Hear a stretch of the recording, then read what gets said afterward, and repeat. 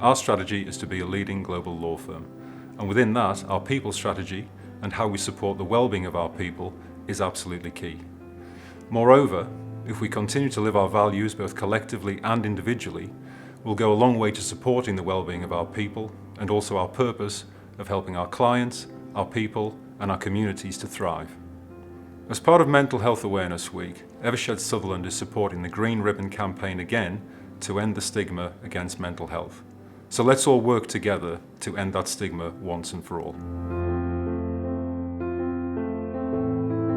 Make sure that you have and respect your non-negotiables. What do I mean by that? It could be exercise, it could be a hobby, it could be hanging out with friends, but the thing that you do that allows you to get away from things during the week. And at times in my career, I don't think I've respected that enough, but it's really important that we all do.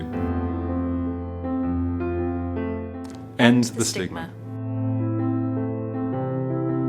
Well, sometimes when I'm feeling a bit overwhelmed about the demands that are placed on me, whether at work or at home, I find that taking a break and going for a walk really helps. Even if it's a short walk around the block, the fresh air and just the ability to clear your head helps put things in perspective. Let's end the stigma now. Well, being a lawyer at an international law firm is probably one of the most pressurised jobs that anyone can do today, because I work in London during the week and go home to Yorkshire at the weekend. My electronic devices are left on the desk in the office, and I choose when I engage with them. But if I'm working on a client transactional matter, I make sure that the clients themselves have my home telephone number, so if something urgent happens, they can call me direct and we can deal with it in real time. And I think taking control of downtime is really important. What it means is when I come back to London on a Monday morning, I feel refreshed, and that preparation and taking control of my life, my working environment, makes it much, much easier to cope with. End the stigma. End the stigma. I think my top tip is I think people have to recognise that the environment they're working in here is a pressurised environment. This is not like the outside world.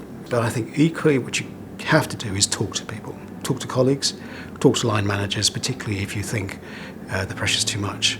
I don't think people should feel that talking to people is the wrong thing to do, because I think if you feel that way, then you don't get rid of the stigma of mental health. And I think talking to people allows you to get rid of that, and that's what we all have to aim for. End the stigma. End the stigma. When I'm in the office, I think it's a question of making sure you get nice little breaks, just getting away from the desk really. And so, I'll pop up and maybe take 20 minutes and just watch the news in Centro at lunchtime, but really get away and encourage yourself to walk away from your desk with your teammates as well. And, don't always be bound to the desk, go and have breakouts, and there's plenty of space around the office to do that. End the stigma. So I've been a partner in the firm for about 11 years now.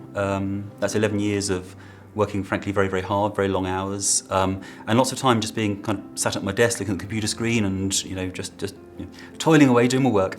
Keeping in touch with family and friends, hugely, hugely important. So finding a way we actually realise what life is all about. It's not just work.